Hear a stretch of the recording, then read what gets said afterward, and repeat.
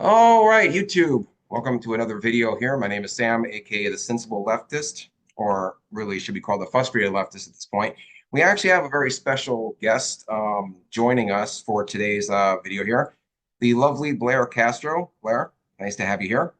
Thanks for having me. My job is a lot less interesting than yours. If you're okay with it, can you explain what you do, possibly? Sure. I have I have a lot of hats I wear, but the main thing I do is I own a PR firm. We have four main locations across the United States, but we kind of work nationally. But mostly I'm in Pensacola, Florida, so we focus on Floridian politics here in the Panhandle. Um, and I do PR, digital marketing, outreach, communications. I do have a law background. I have a law degree, and I actually teach law at college, undergrad law as well. So my background is in policy. Earlier on in my career, I worked in Orange County in Orlando and drafted actual legislation and policy that became local ordinances. Then I moved on to graduating law school, not wanting to practice whatsoever because it was not fun and I felt like I wasn't making an impact, and instead doing more of the PR stuff, writing more, integrating what I do with the media so that I could have more of an influence directly. Oh, okay, very good. All right, awesome. That's based actually. Certainly a lot more interesting than what I do. So.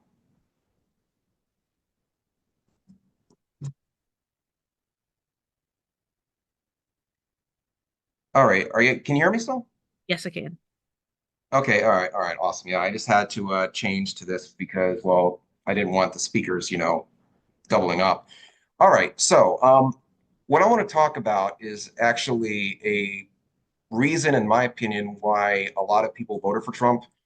And, you can give all the boilerplate stuff that you would normally hear, like, the economy, the border and stuff. But I was actually talking to a friend I've known for a very long time who actually voted Democrat his entire life. He voted for Obama, he voted for Hillary, he voted for Biden. Now he's voting for Trump. And one recently I heard him complaining. He goes, I could do without the mean tweets and I could do without the fact that whenever he says anything, he doesn't seem to stick the landing and ends up producing a soundbite that the leftist media uses against him. And I'm like, then why are you voting for him then? And he goes, you know what, Sam? I know you're a leftist. I'm going to tell you this. A vote for Trump nowadays is a vote against the craziness of the left. And I think that's what a lot of people are kind of tired of. They're tired of the woke liberal BS that the left is associated with. And thus they feel that a vote for Trump is against that. That's something that you don't hear a lot of people saying. You certainly don't hear it from a leftist like me saying a lot of times. What's your take on that before we actually get into the topics that I want to talk about? I absolutely agree with that 100%. I said that to someone just yesterday. I said this wasn't necessarily an election. He won really large margins, and I don't think it was because we all love Trump and people just worship him and he has a cult. There are some, of course, but I don't think that's why he won. This was more of a rejection of identity politics, a rejection of extremism, and a rejection of political correctness in particular. People are so tired of having to tiptoe and walk on eggshells with everything that they say for fear of it blowing back on them or being called a name or being shoved into a little box, depending on what group they identify as. And it's become insulting. It's become, why should we all think as a monolith if we are parts of different subcultures? Why can't we have our own opinions? And this was a way to reject. It's like a pendulum, it had swung so far left that it had to be rejected, and it was a hard push right because that was the only way to get out of that political correct culture where everybody just wasn't bickering and getting angry for no reason, I think. Yes, one of the first things that I actually want to talk about here, let's get this. All right, one of the first things that I actually want to talk about here is the gender madness that's been going around. Like, I think the whole trans thing has gone way too far, in my opinion. And the biggest problem that I have is that, look, a lot of these so-called trans activists, originally, they just wanted to say, we just want to exist without, being, without violence inflicted upon us or discrimination. And I think that is, how do I say this? Acceptable for anybody. But I think it all changed when they started, targeting children. And I think that's a thing that really started turning people against it. So yeah. I agree with you on that. And I think too, There's two sides to that because on the right, I think they kind of blown up, especially in Florida. I have Governor DeSantis here, so he has a lot of strong thoughts on that, and he's kind of come out swinging. It's become this big core issue, and I sort of feel like, why is that a core issue? It's such a small segment of the population. I have a lot of trans friends. I know a lot of people. I'm pretty cool and ingrained with the LGBTQ community, and this isn't a real issue that's happening. I don't think there is many children out there who are like trying to swap genders and take hormones. I think that's a very, very rare thing. It definitely isn't happening to anyone I've ever met or known. And I have doctor friends that do hormone therapy, but it's only for adults who have made that decision and have went through the process and done the consents. It's not something that, oh yeah, here, let's just start this with their kids. I think they made it more of an issue than it was, and people kind of latched onto it because of the fear. But I don't think that's actually happening as much as people were led to believe. So that is one side of it. But on the other side, the sports thing was happening. Um, Yes, that and just I think even trans athletes will say that isn't really fair. It isn't if you can't take testosterone normally for weightlifting as a male, like why would you be able to take it as a trans athlete? It logically doesn't make sense. And then it just became sort of a weird subculture topic that is such a small thing in the grand scope of issues, but it did come to the forefront as a major issue, which I don't think it should have. I am with you of the mind that people should do whatever they want, and if you feel you are a different gender, then be that gender as an adult. But I agree with you as a child, and I don't think that is happening, but if it is, I would put a stop to that too, because you need time to evolve and think about, let your mind become an adult. I agree. And like, here's an interesting stat for you. Abigail Shrier wrote a book called Irreversible Damage back in 2020, and it was about the rapid increase in adolescent teenage girls suddenly identifying as boys and wanting to transition. And the hilarious part is that the ACLU, who's always about civil liberties, you know, actually tried to put a stop to that book, which, how very civil liberties of them. But back then in 2020, the amount of teenage girls that were transitioning to male increased by like 89% from 2010 to 2020. Now it's at 1500%. Wow. And I think, in my opinion, when an increase by that magnitude happens, I do believe that people should have the right to ask questions without being called transphobic. Yes. I didn't. And I'm glad you told me that because I really was wondering, like, where's this data coming from? Is this really an issue, or is it something just made up to get people heated arguments? Because I know a lot of trans people, but I've never known. I know one person my whole life who transitioned and then regretted it and transitioned back. So I felt like that was such a rare detransition, yeah. thing. I didn't really see it as a real issue, but those statistics help sort of wrap my head around it. Yeah. And I think that a big issue is that my only problem is that when it's that high, like I remember when Bill Maher made his Along for the Pride New Rules segment a couple years ago, and he was talking about this. Some people were replying that, oh, look at this graph that shows left-handed people, what a shock, when being left-handed was more accepted, of course it increased. Well, if they take a look at the very graph that they use as a gotcha, you'll notice something. And when being left-handed became no big deal, the graph flattened. It didn't increase exponentially year after year, like it is for the amount of children that are suddenly identifying as trans. And first off, number one, puberty blockers are not the safe reversible pause button like a lot of people seem to think it is. And a nurse, her video got pulled from TikTok, but she posted on Twitter. This is a nurse at a children's hospital, and she was saying that the puberty blockers are not the safe reversible pause button like people seem to think it is. She actually saw the first generation of trans kids that actually took puberty blockers, and they have problems with unable to achieve any sort of sexual functions. They have early onset osteoporosis, and unfortunately, a bunch of trans activists decided to complain to her hospital and get her fired simply for posting that.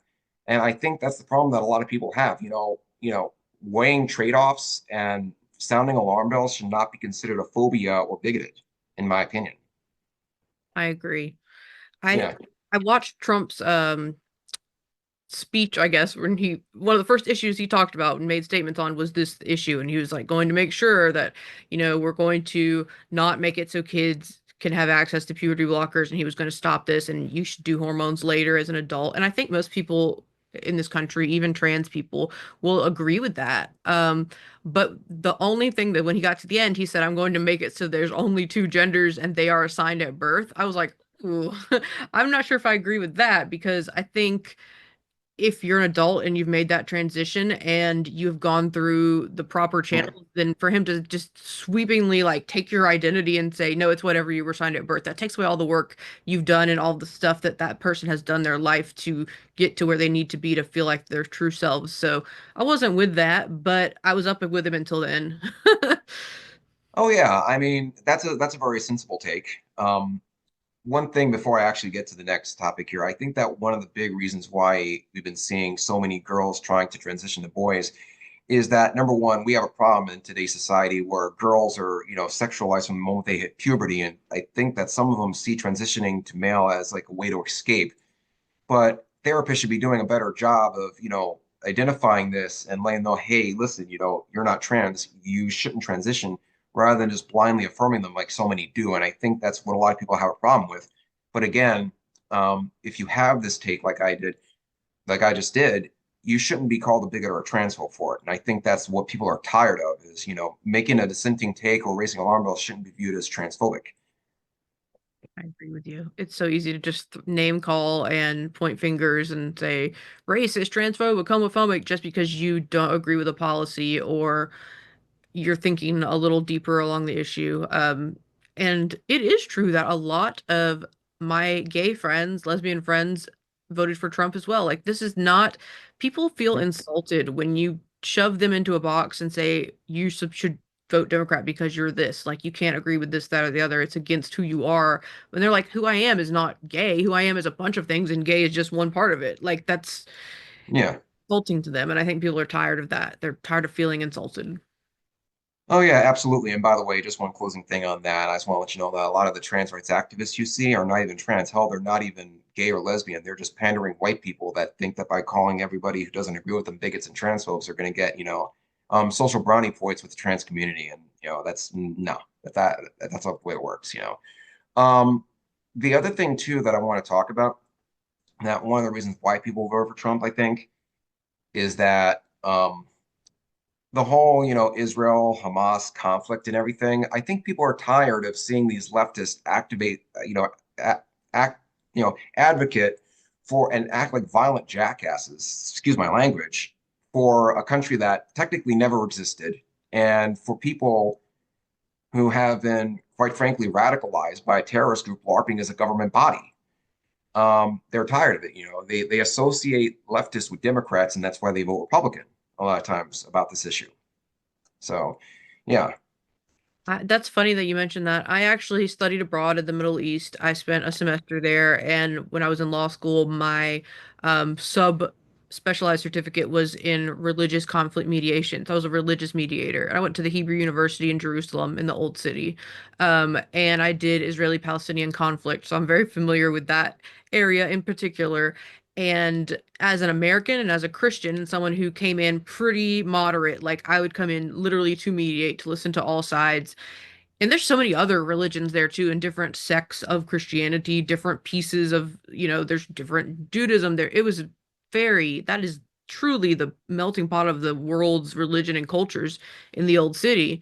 Um, but there is a difference between Palestinian people and Hamas. But right now, to make excuses for Hamas and to do anything, especially as an LGBTQ person or someone who's a Democrat who claims you care about these lives, and then this group is killing them and beheading them, and like, yeah. how can you justify supporting that if you support LGBTQ people and their safety and innocent people? And it's just there's a lot of problems with that. And there was a whole big group of gay former Democrats who voted Republican. There was a whole initiative about it through the log cabin Republicans that were Jewish that would just not vote because of the Hamas stuff, because of things that specific congresswomen and other people had made statements about that they were like, this is completely wrong, and they're raising anti-Semitism in a way and trying to label Jewish people as the enemy when that's not the case and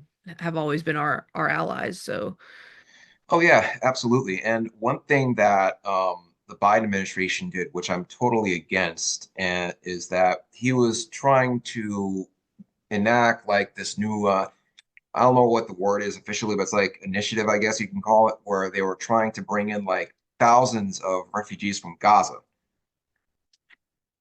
to the United States. And I'm totally against that, and I'll tell you why. Normally, I'd be okay with bringing in refugees from a bad situation, but it's a little bit more murkier when those same refugees have been radicalized to the point of no return by a terrorist group that's been LARPing as a government body for the last 30 years. Um, you know, a lot of people, some people don't want to believe this, but there's been documented evidence of it where Hamas will literally send in representatives into schools in Gaza and teach, young children how to hate Jews and hate Americans. And I'm not talking about like the, oh, I dislike you immensely type of hate. I'm talking about the type of hate that's, strap, a bunch of bombs to your waist, walk into a cafe, blow yourselves up, and get 72 virgins type of hate. yeah. And they're not going to unlearn that just because they come here. And a lot of people need to realize that the Palestinians in Gaza are not like the Palestinians in other areas across the world. They've been radicalized. And I think personally that it would be a very bad idea to bring them here because it's just going to just be trouble right from the very beginning. And it's not just me saying that. There's been a lot of experts that have been saying that too. I agree. I We had a terrorist attack here in Pensacola, Florida a few years back. And I think people do in the United States, ever since 9/11, have equated Islam with terrorism, which is completely false. Muslims are some of those peaceful people I know. Um, but then you have to really be distinctive, I think, instead of that's where people get confused, I think, and when they start boxing people in and when they start making these broad generalizations because they think terrorist, Muslim, Middle Eastern, Hamas, Palestinian, like it's not like that big row of people is all one thing. There is a specific radicalized group, exactly as you mentioned, which is operating Hamas, and they are in control. And it does absolutely break my heart, and it sucks what is happening there in Gaza because there are a ton of innocent children getting killed and suffering, but it is not the fault of the people who are defending themselves and the people who have no choice. And it's not a genocide happening, I think, as people are saying. I believe that this terrorist cell is hurting their own people, and that's really unfortunate and it's heartbreaking. Well, yeah. I mean, if people actually knew the truth, first off, people need to understand something. The Gaza Health Ministry is run by Hamas. And they're obviously, you obviously can't expect them to be that 100% truthful, but a lot of people need to realize something. Hamas will literally put their bases of operation in schools, hospitals, apartment buildings, and things like that, and use people as human shields. That's why the death toll is so high. Plus, the other thing too is that quite simply, as someone said on Twitter, you can't exactly, claim genocide just because you suck at a war you started. Point. And I'm actually going to share my screen because I'm actually going to be playing a video here that drives this point home as to why we can't accept, why we shouldn't accept Syrian, not Syrian, Palestinian refugees from Gaza. I'm going to bring this up here. Actually, you know what? Let me full screen it real quick first.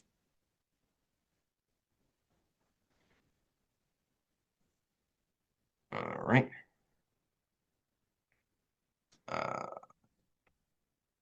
all right. My apologies. I'm sorry. It's, That's it's okay. all right. So, um, I was wondering too, I think there is a middle ground. I think that there should be a vetting process and maybe an age limit where if there are younger children or babies or like there's a way for these people, the young people that have not been radicalized yet, to find a way to transition into citizenship, not necessarily for us, but for other countries. They should have an escape route, but I don't necessarily think it's up to the United States right now to be the savior for everyone in the world when we have so much going on here at home, which I know a lot of Republicans say, but it is generally true.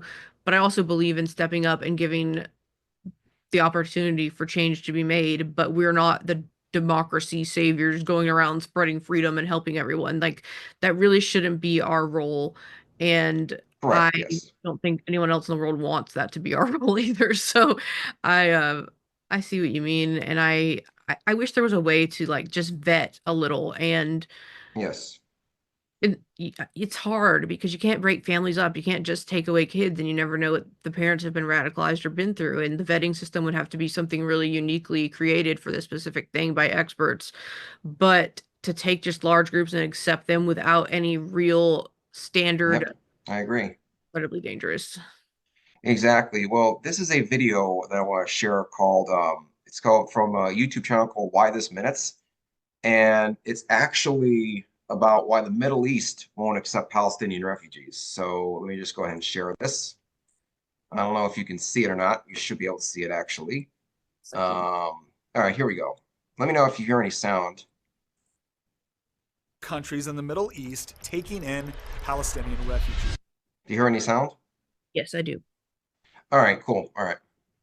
The onset of a renewed war between Israel and Hamas has led to fears that millions of Palestinian people living in the Gaza Strip may be forced to become refugees. But despite the fact that Gaza shares a border with Egypt, the Egyptian government almost immediately ruled out any possibility of accepting Palestinian refugees. In fact, Egypt is currently constructing an even larger border wall with Gaza than the one it currently has in place. Now, many outside observers have asked why Egypt, a majority Arab and Islamic nation, would turn away the Palestinian people. And of course, many have pointed out that it may serve the political interests of many Arab nations to refuse to accept Palestinian refugees because it allows them to then blame Israel for any sort of humanitarian crisis that unfolds. But the thing is, historically, many Arab nations have accepted Palestinian refugees, and that may be why Egypt doesn't want to now. For example, in 1991, the Kuwaiti government actually expelled nearly 300,000 Palestinians in the aftermath of the first Gulf War, and this represented an astonishing 18% of Kuwait's entire population. So what was the reason? Well, the Palestinian Liberation Organization had One thing real quick, I just want to pause this real quick just to let you know that for some reason the sound isn't coming through on my side, but if you can hear it good, that's all that matters. So hopefully it won't be an issue when I actually, upload this to YouTube, but we'll see. But I as can long as hear we can hear it, you'll get the point. actually supported Saddam Hussein's invasion of Kuwait a year earlier. And this support only grew after Iraq began attacking Israel with rockets throughout the war. After Kuwait's liberation, the government considered much of the Palestinian community to be complicit in the Iraqi occupation of their country. And in response, nearly all Palestinians were deported in just a few months. And this wasn't the first time something like this had happened. Decades earlier, the Palestinian groups operating in Jordan had come to openly call for the overthrow of Jordan's monarchy in the aftermath of the Six-Day War. At the time, the PLO maintained its own separate army on Jordanian soil and used that armed force to sow chaos. Armed gangs of PLO militants drove around the capital of Amman, robbing families and businesses in the name of collecting financial assistance for the ongoing war of attrition against Israel. When members of the Jordanian police and army tried to defend their citizens from these attacks, they were attacked and killed. The Palestinian political network operated as a state within a state, with militants repeatedly using Jordan to launch rockets into Israel. The Marxist-Leninist Popular Front for the Liberation of Palestine even went so far as to hijack multiple planes, diverting the flights to a Palestinian-controlled airfield in Jordan, where the passengers were held hostage. By September 1970, the Jordanian army had finally had enough. A full-scale war with the PLO broke out, and after 10 months of fighting, the Palestinians were driven out of the country. Yet, as a parting gift, a Palestinian terrorist group known as Black September assassinated the Jordanian prime minister. Sadly, the story doesn't end there, because the PLO then moved into Lebanon, where they allied themselves with Marxist and socialist movements that were seeking to overthrow Lebanon's conservative Maronite Christian government. The presence of thousands of Palestinian militants flooding into the country completely destabilized Lebanon and plunged the entire nation into chaos. Less than 4 years after the PLO was expelled from Jordan, Lebanon found itself in the middle of one of the most bloody and chaotic civil wars in Middle Eastern history, from which it has never fully recovered. In short, Palestinian organizations have not just attacked Israel. They have sowed unrest in many of the neighboring Arab and Muslim countries as well, and this has led those governments to the conclusion that allowing for mass immigration or even just refugee camp resettlement within their borders would lead to domestic unrest for their own countries. And this, of course, only exacerbates the humanitarian crisis for those Palestinian non-combatants caught in the middle. The problem is, as long as terrorist organizations like Hamas and others are elected to represent the Palestinian people, their plight will most likely continue, as neither Israel nor apparently the surrounding Arab nations want to see their own populations threatened by terrorist groups.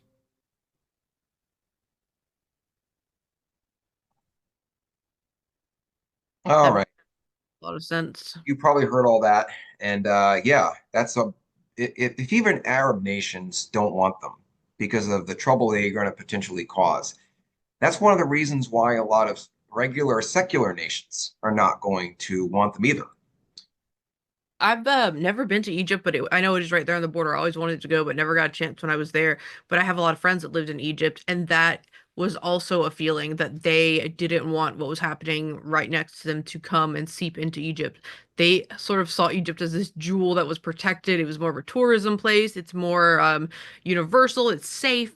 It's not a war zone, so they treasure that there. The Egyptian people, they don't want to get involved in a bloody war or a mess, and I can definitely understand that when that part. And then when you mentioned, or they mentioned Jordan, I have been to Jordan and I've stayed there, and I know the tension there between Israel and Jordan and the mesh of Palestinian and what's going on. So that is accurate too. It's tense over there, and I can understand why the other nations would not want to get involved either. And it sucks because what is the solution? What is the solution to help those non-combatant people who are stuck in that government? And they said electing, like when they keep electing a leaders that are Hamas. Okay, well, how do you get them to even have a fair election? Like what you can't. I mean, that's going to be up to the people there to stand Yes. up and change it on their own. It's not something the outside world can really do.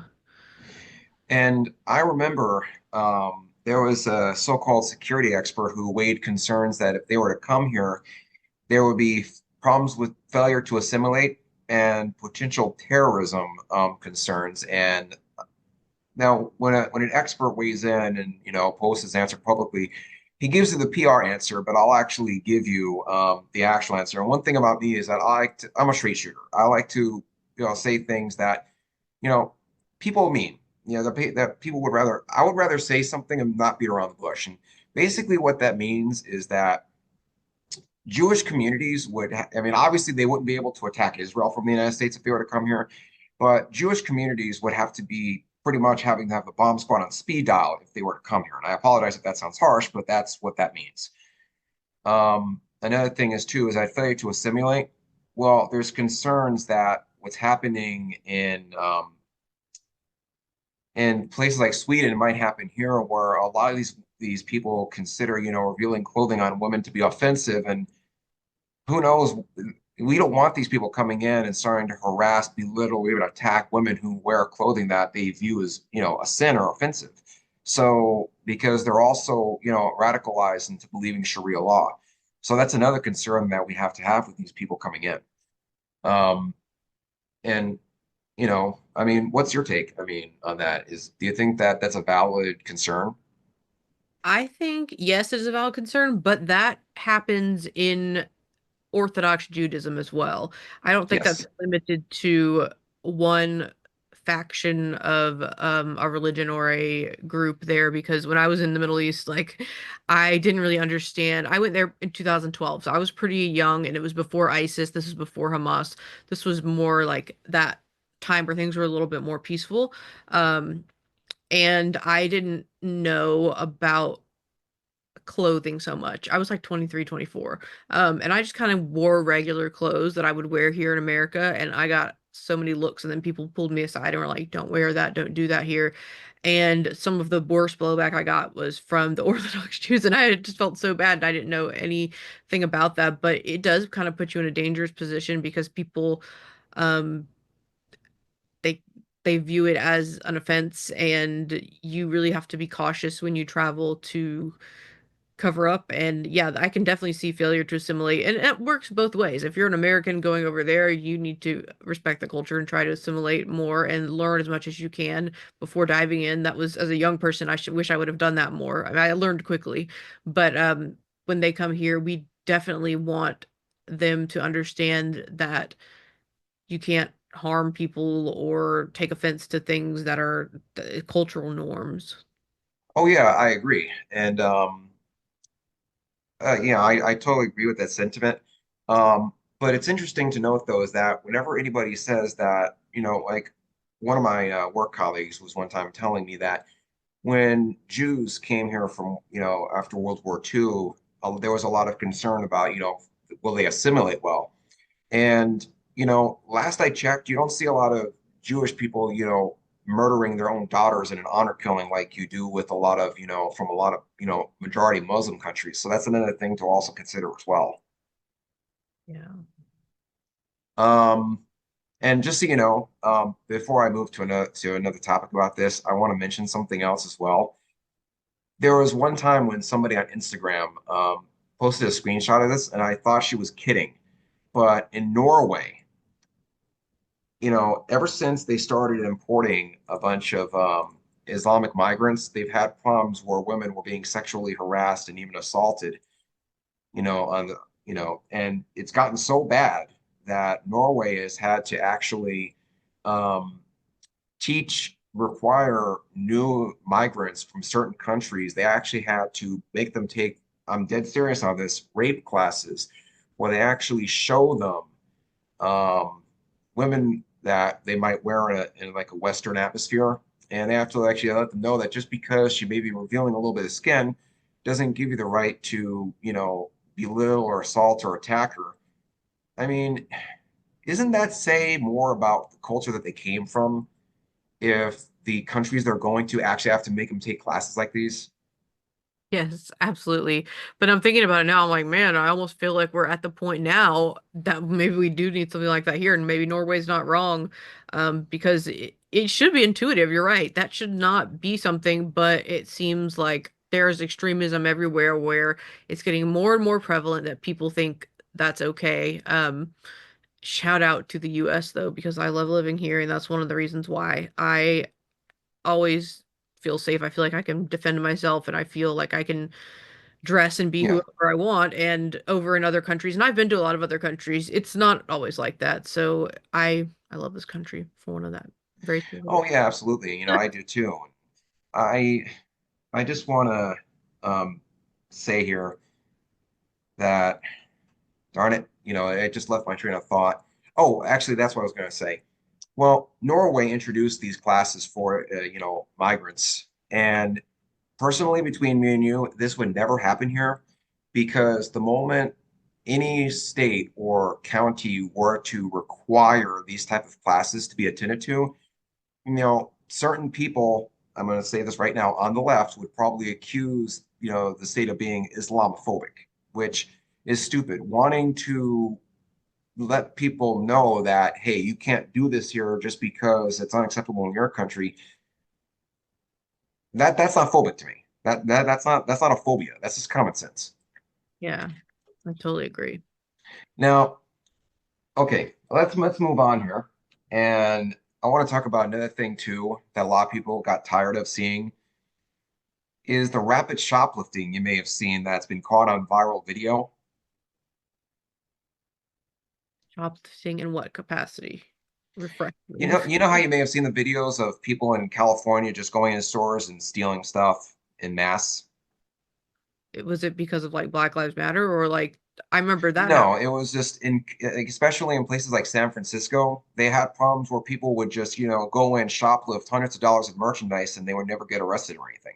Really? I really didn't know about that. That's Yeah.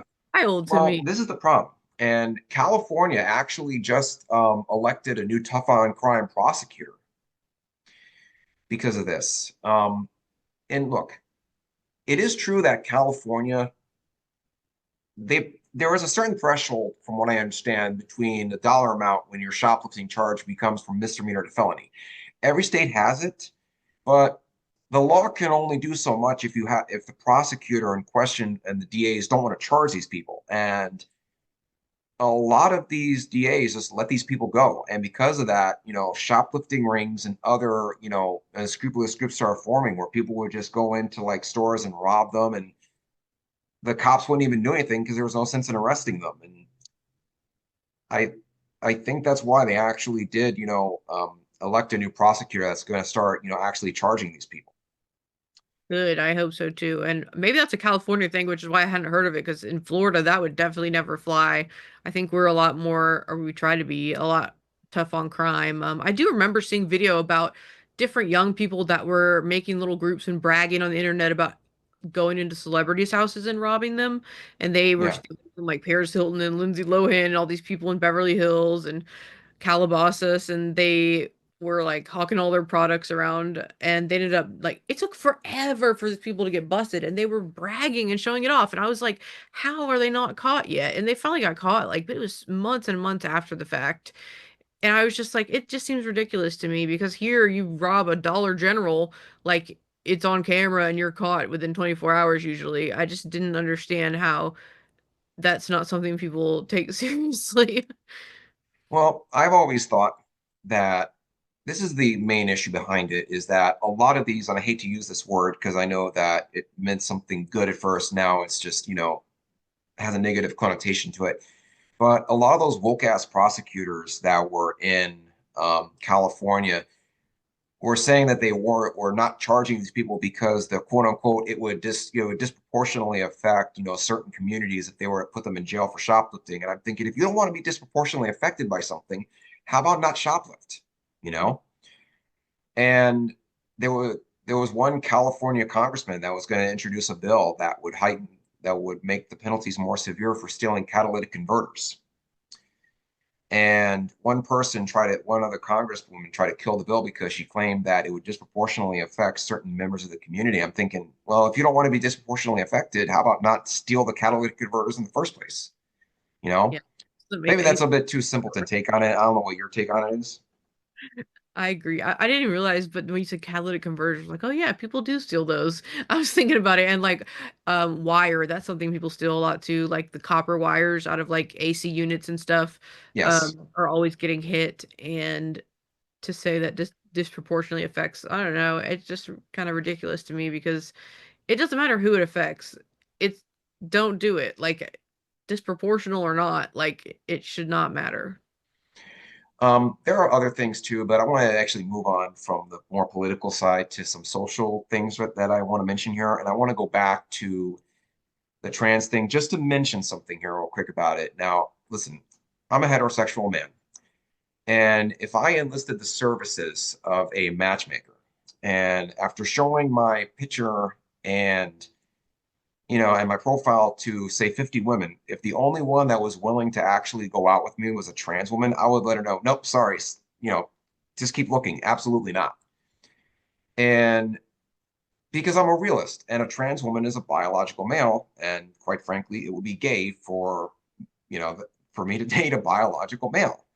And I think the problem is that this is another reason why people are turning right is when, people on the right will tell me, I agree with you. I wouldn't date a trans woman either. But people on the left will be like, oh my God, you don't want to date a trans woman? You're so transphobic.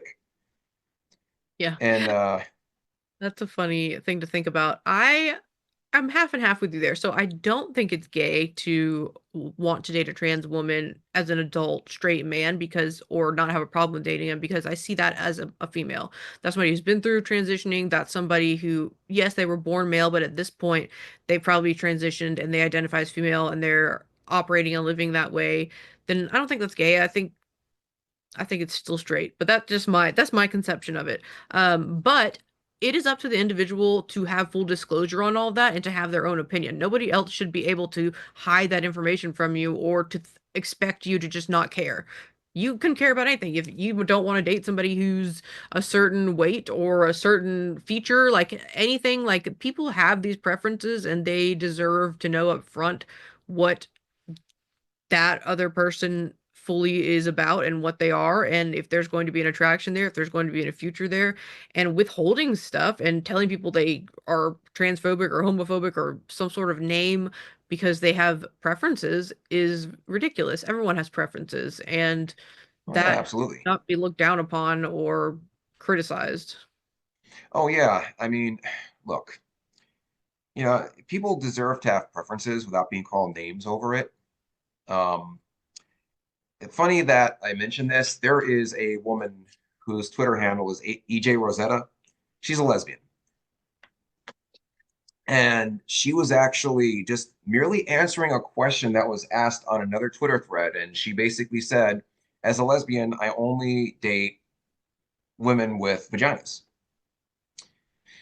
If she's a fake woman with a penis, no, it's a non-starter. And people jumped on her, sent her death threats, got her fired from her job.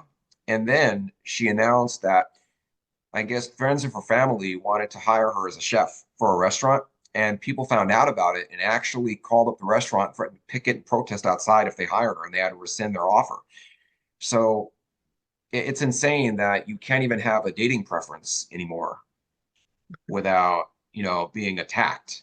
And that's Why crazy to me. do people do that? They like really must have no life to go after someone and just, well, you don't believe a certain way I do. Why are you like this? And let me just try to get you fired and harass you. Like the internet is a bizarre place sometimes. I've been through that too. I've had some people harass me about the weirdest things and they just take it to a whole nother level. And I'm like, I don't know you. What are you even talking about? Like, why does it matter so much to you? And your life is so revolved around this one thing that one person you've never met has said and really doesn't affect you. And I don't understand the infatuation and obsession some people have with taking things there to the point where this lady loses her job because she has a preference. That is insanity. But sadly, it's the state of the internet. And that's why, especially on X or Twitter, like, man, that's a cesspool. It's, I kind of like Reddit. Whenever you're talking about socials for the opposite reason, because Reddit seems more of a safe space where people can say what they want and nobody really cares as much and they don't get angry because it's more like everyone's controversial on Reddit and it's just kind of like, I don't know, a little more of a safe space, I would say. Yeah, unfortunately, Reddit has also become a hotbed for trans activists to, you know, spout their BS. And one thing I want to mention is that before I move on about the dating stuff, that I want to just get, touch base with you on this because I'd like to know your opinion on certain things, is that trans activists have been using or treating their community as a cult almost, where they feel they have to recruit into, and they use TikTok as their recruitment tool. I said that, so many girls are nowadays transitioning to boys.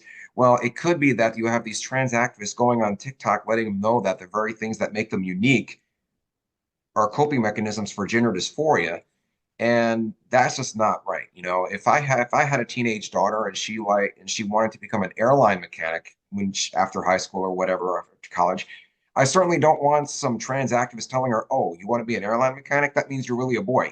That's, and pointing that out and calling it out again shouldn't be considered transphobic or bigoted. But that's besides the point. I actually want to ask you a couple questions here, mention a couple things that I found on the dating space in general. Um, in my opinion, if you refuse to date someone because of an attribute they have, in my opinion, it's only phobic if your refusal to date someone does not reflect, biological or statistical or factual, reality. I'll give you an example here. If you ask most men if they would date a bisexual woman, they would say yes. I wouldn't mind it. But then there are some guys that are like, oh, I wouldn't, date a bisexual woman because she might, she might give me an STD. And I'm thinking to myself, bisexual women actually have the lowest, risk of contracting and transmitting STDs to their partners. So that would be biphobic to me if they would refuse. Now, by contrast, if you were to ask most women, what would they do if their boyfriend announced that he was bisexual? I guarantee that most women would be like instant dump. So yeah, and to me, that's not biphobic because, and according to actual CDC stats, bisexual men actually have the highest chance of contracting and transmitting, STIs to subsequent partners. So to me, that's not, phobic. You know, I'm just curious as to your take on that. You I, know, it's not biphobic either way. I think that it's a preference, and the weird thing is assuming if someone's bi that they're poly or that they're not monogamous or that they're going to go out and like be with the other gender as well as you. I don't think that's typically the case. Just because someone's bisexual, they tend to have monogamous relationships for the most part as well, unless they specifically say, well, I'm poly and I'm, dating around or whatever. But I think yeah, I would say neither one is biphobic if that's just not, if it's something that you have a fear of and don't trust it, and that's your preference and you have a right to that. I don't think either way it should be called biphobic. But you're totally right about the way most women would react versus most men, and that I think is just sort of the way our society has ingrained this bi shame more for men. I personally wouldn't care if I was dating a guy and he said, well, I'm bi or I am attracted to men. I'd be like, okay, cool. Like, I wouldn't bother me because as long as we had this discussion about it and he was honest and he wasn't like out sleeping with them while we were together, like, why should that affect me? It's just what you're attracted to, and that's okay. And it has nothing to do with our relationship together. It's more yeah, like, good what, thing to have. yeah, so I think that's just something society has taught and have more shame around men being bisexual because women, it's seen as sexy, it's seen as a turn on. And I'm right there with you. I agree. I'm bisexual supporter either way. I don't think it's a bad thing, but society would probably look at it exactly the way you described. Exactly. And an interesting thing that happened, or kind of sad actually. Back in 2017, there was an adult film star by the name of August Ames, where uh, a porn studio violated her no list by scheduling her to work with a male scene partner that also does gay scenes, and she went on Twitter complaining about it, and she had to cancel the shoot. And for 3 days, she was relentlessly cyberbullied, calling her homophobic and bigoted and stuff, which is kind of stupid because she was bisexual and and did scenes with other women. So how can you be homophobic if you're frequently shooting scenes with other girls? And 3 days later, after she made that tweet and people started harassing her about it, she actually hung herself on a park bench. Oh my God. So yeah, and That's this really does show you that relentlessly bullying someone like that, you don't know what they're going through their lives. And when I shared this story on my Facebook at the time, one of my female colleagues who I used to work with said if I was a porn star, I wouldn't do a scene with a guy that did gay scenes either. It's all a preference, and people shouldn't be bullied over it. But I want to actually just mention a couple things here about the modern dating because I'm just curious as to hear your takes on this. Mhm. The first thing is something I saw on Twitter. Somebody wrote about that I think is totally ridiculous. Look, I have an iPhone 16, but iPhone 16 Pro. But if I was, seeing a woman and on the third, between dates 1 and 3, if she pulled out an Android, I'm not going to ghost her because of it. And there was actually a guy that wrote on Twitter that I guess he's like some sort of dating coach, and he said that I've had 3 of my clients so far say that if they pulled out their phone and it's an Android, the women ghosted them. And they said, yep, wait until the third or fourth date before you do it. Don't whip out your phone, even if it's a nice phone, Android phone like a Google Pixel or whatever it is, because the women might get turned off by that if they see that you're not using an iPhone. And has society really, you know, been degraded that much where we're now telling women to dump a guy simply because he doesn't have an iPhone? I don't think so. I can't see that as a real thing. I don't cannot see a woman being, maybe I'm just naive. I'm sure there are women out there that shallow, but I think most women aren't, they don't care about the phone you have. They care about how you make them feel. Like they're not going to care about those superficial things. And I'm recently divorced, so I've wandered into this new single life for the past year of dating people and meeting people, and it has been really weird. It's a weird adjustment from being married at a young age and not like really getting to do this until my 30s. So it's been interesting to navigate, and I have thoughts on dating apps, which I think are hilarious. I feel like I could write a book. Like it's just so much misrepresentation and it's so much just strange people out there that have Oh everyone yeah, have their preferences. It is bizarre, and I people are very shallow. I started thinking too, and I really had to do soul searching. I was like, am I shallow? Like, am I doing exactly what I'm looking at other people do? And I was like, I kind of am. I'm having in my brain what I think I'm looking for, and it's not working out for yeah. me. What I actually did, and this is kind of embarrassing, but like my friend and I made a grid and I mathematically made categories, and you could get 5 points for each category. The perfect man ideally would get 150 points. And I each of these categories was something that was important to me. And it wasn't physical things, it was stuff like, do they have a criminal record? Do they have this? Like it was a lot of different categories, 30 of them. So they had to score at least a 90, and I don't do this openly to them. I do this behind, the scenes. And then I was like, if this person asks me out and I do the equation and they score over a 90 out of 150, then I will go on a date with them. Otherwise, I have to say no. And that took the emotion out of it for me instead of just being, oh, pretty face. Like, so I had a logical reason of why I think this might work out because I had a score sheet. And that sounds so like dorky, but I think people can be too emotionally driven and that becomes a problem. You should, if you eliminate the emotions, it takes some of the shallowness out of it and then you look a little deeper. And I think it's more sustainable when you have sort of some data or something to quantify exactly what you're looking for. And more long term, it's probably going to be sustainable. Oh yeah, and there's been a couple of other things I want to mention that about dating apps. I recently posted on Twitter that dating apps and Red Pill podcast are basically the same in principle because they're designed to grift you out of your money while keeping you single. Because at least with dating apps, they give you, I mean, they give you hope that you can find someone. False hope, but hope nonetheless.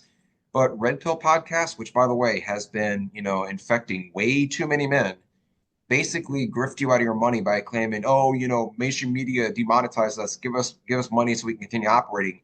But most men don't realize that all those podcasts do is basically indoctrinate you into hating women and thinking that they're all evil creatures that just want to baby trap you and steal all your money.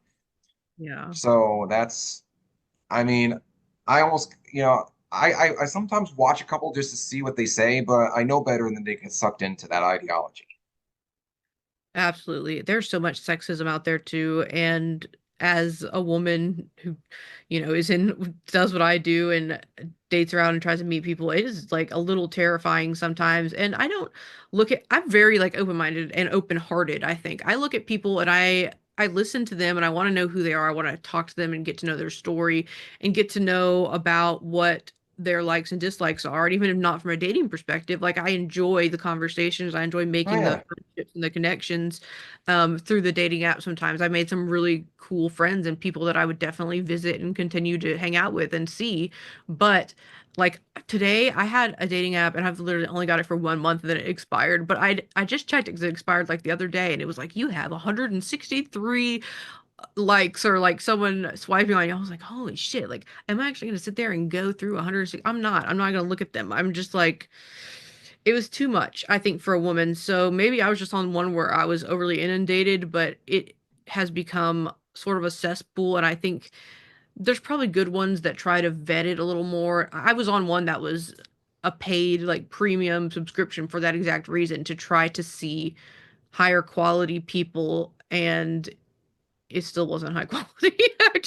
I gave up on it. I was like, nope, this ain't for me. Like I'm old school. I'm just gonna like to meet people in person or the old fashioned way out and, just let the universe allot for it to happen, because these apps are allow you to portray yourself in a way that isn't accurate.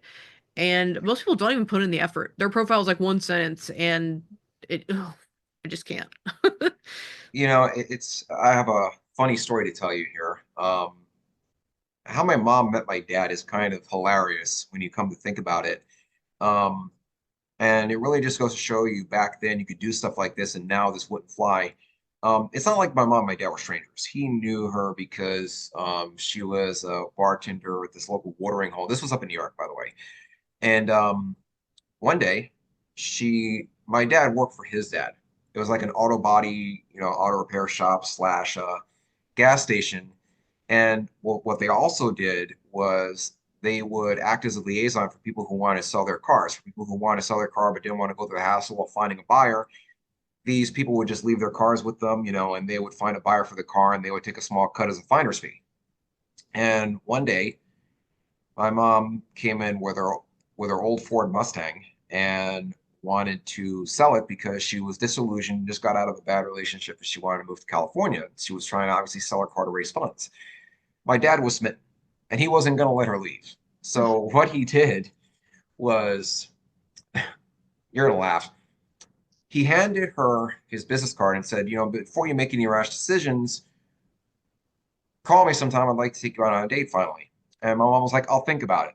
So for the next 3 days, anyone who went to look at the car, he was telling them, oh, don't buy this car. It's a piece of junk. It'll break down on you a block after you drive it. And 3 days later, from what my mom was saying, her mom was saying, why don't you give this guy a call and go out on a date with him? It's not like you're going to marry him or anything. So they went on the date and, well, rest is history. They've been married for 44 years. And I asked my dad, I said, Dad, what was wrong with the car? Be honest. He goes, it just had a couple of pinhole leaks on the radiator. Once we replaced it, it ran like a champ. But in today's climate, can you imagine if a man tried doing that today? She would probably be complaining on Yelp, giving it a 1-star review, and then posting it on Facebook and everywhere else, and calling the guy a creep, and and having everybody attack the store. So I think that there's been a really big shift in what you could do versus now. I think that's a shame. I agree with you that that would happen for most women, but I think it does depend on the woman. I would like something like that. I think that shows initiative and it shows like you're willing to think outside the box and that you really, I don't know, if you ever seen How I Met Your Mother, like I'm totally a Ted Mosby girl. Like I like those shows of big, big appreciation and guys that are willing to go a little extra and show that you're worth it. And I think women that don't recognize that or don't value that are really missing out.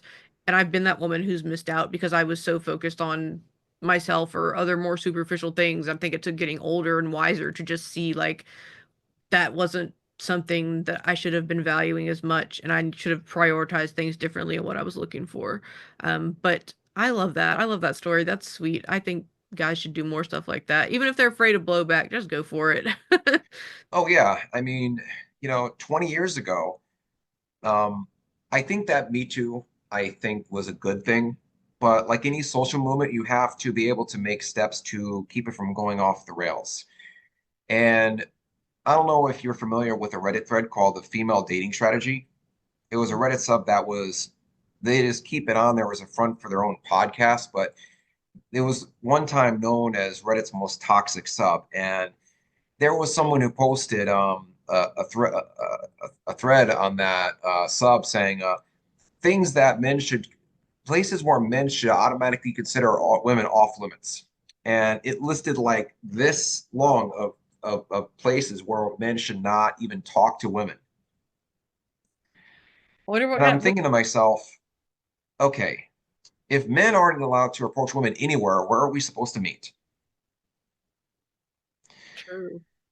And 20 years ago, if I saw, a woman that I thought was attractive in the supermarket shopping for produce, 20 years ago, I could, go up to her, try to chat her up and get her number and hopefully ask her out on a date when I call her. And the worst she could say is no to my request. Nowadays, you run the risk of the woman running to supermarket management that you sexually harassed her. So yeah. And on Twitter, I posted that and somebody was like, the response I got was, that's because women will, no longer tolerate being hit on while trying to do daily tasks. And I'm like, yeah, how are we supposed to meet anybody if women, automatically shut themselves down? I think that's also a shame. I think you are supposed to go out in the world and engage people and meet people, though there is an appropriate way to do it. So hitting on, like you're like, oh, nice melons there in the supermarket. That's one thing. You say something kind of like in the That would definitely be yeah. sexual harassment. But if you're just like, oh, hi, how are you? Like, I really like your shoes or something, you just start a conversation, that's not sexual harassment. And I think people should really be able to identify starting a conversation and introducing yourself with sexual harassment. If no one's touching you, if no one's saying anything perverted or offensive to you, then it's not harassment. But people do like to take it over the edge and they like to be like, oh, this guy was so creepy and this and like, no, he's probably just a guy who wanted to talk to you and like that's fine. Just like I, as a woman, I do the same thing. I see people, I talk to them, and I see not necessarily a man, it could be like a woman or just somebody that has something interesting. I like to just start conversations, and some people look at me like I'm crazy because, like, why are you a stranger talking to me? And I'm like, well, we live in this big world and we're all here together, so why not learn something or ask what I have questions about? Like, I don't understand the fear of engaging with people in real life. It feels like people are so safe behind their computer screens that they've gotten out of the custom of just going out in the world and meeting people. And that makes me sad because that's the best way to meet people, I think. Oh yeah, and this is, a lot of people say that this is not true, but the fine line between, getting a girl's digits and her saying no and having her, think that you sexually harassed her is whether she thinks that, if a guy isn't her version of attractive or what she thinks is attractive, you run the risk. And that is true to an extent, although some guys um miss the point that you're obviously not going to be thought of as creepy just by saying hi. You will start being thought of as creepy though if you don't take the hint and the girl is clearly not interested and you keep going about it, then you become creepy. And a lot of guys don't seem to understand that. Oh, that's definitely true. And that's why a lot of women will use the fake "I'm married" or like the "I have a boyfriend" excuse because men seem to stand down for another man more than they would just "I'm not interested" because they think, "Oh, I can change your mind, I can do this." But Yeah. they get told there's another man, then they tend to stand down. So it's so much easier to just say I'm with somebody even if you're not. And Oh that's yeah, and the hilarious thing about what you just said is that one thing I learned is that whenever you even so much as walk within like a 5 foot distance of a woman, if you start hearing her talk about her boyfriend as out of the blue, that's an indication to me that she's saying, "I'm not interested, back off, don't even try it." I was in the supermarket, I was in Publix a couple of years ago, and there was this woman that was, as soon as I came into the aisle, she just started talking about her boyfriend, and I was going to look at her like, "Lady, I wasn't going to hit on you." But yeah. And there's been some of the ridiculousness in the dating scene, I think, is just ridiculous. Um, like the Red Pill podcast like to harp on body count, which I think is ridiculous. Do you know what how that is? I know body count, but what's their take on it? I haven't heard Well, that their one. take on it is that never date a woman with a body count higher than 5 because she's damaged her ability to pair bond. Oh, And that's like a incel-y, like Andrew Tate sort of thing to say. I can't. I know exactly. There's been no scientific evidence at all that a woman's ability to form a healthy relationship with someone is affected by how many partners she sleeps with. Yeah. And you want to know where they got that whole body count mess from? Because a flawed study came out a couple of years ago that showed that if a woman has 5 or more premarital partners, that when she finally does get married, there's a 50% higher she's going to divorce her husband in the first 5 years. Weird statistic. Yep. And people need to understand something. Yeah, that study may be true, but you have to look at the nuances behind the study. Maybe the reason why a woman with more experience has a higher chance of divorcing her husband is because with experience, she's better able to detect red flags and warning signs. And because of that, she's able to get out of the marriage before it gets really abusive or sour. Maybe that could be the reason why. Um, I think people whenever, too will attribute body count to being a hoe or like cheating. That's not necessarily true. Women can want to be single and want to just have sex just like men can. Maybe at exactly, I a stage agree. in their life, if they're career driven or moving around and doing stuff and they just want to have hookups, then that's fine. And why shouldn't they? As long as your expectations are communicated clearly and people know, and you're being safe and you're not like hiding STDs from people, that should have no effect or bearing on anything whatsoever. Oh, I agree. I mean, personally speaking, whenever I hear a man say that he won't date a woman with a body count higher than 3 or 4, I'm thinking, okay, you either want to mask that you're bad in bed and you don't want her to know it, or two, you don't want her to have the experience to pick up red flags because you know that you might be abusive to her and you don't want her to have the experience to pick up on it. That's my opinion.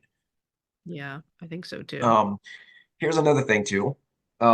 I saw that someone posted this viral Twitter post a few weeks ago saying that she knows a friend who was just a month away from getting married.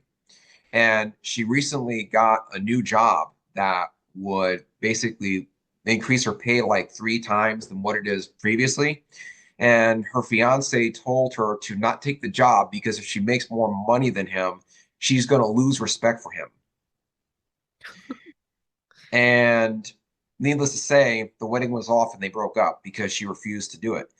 And Matt Walsh, I don't know how you feel about Matt Walsh. Sometimes he says stuff that's, good, and sometimes he says stuff that's outlandish.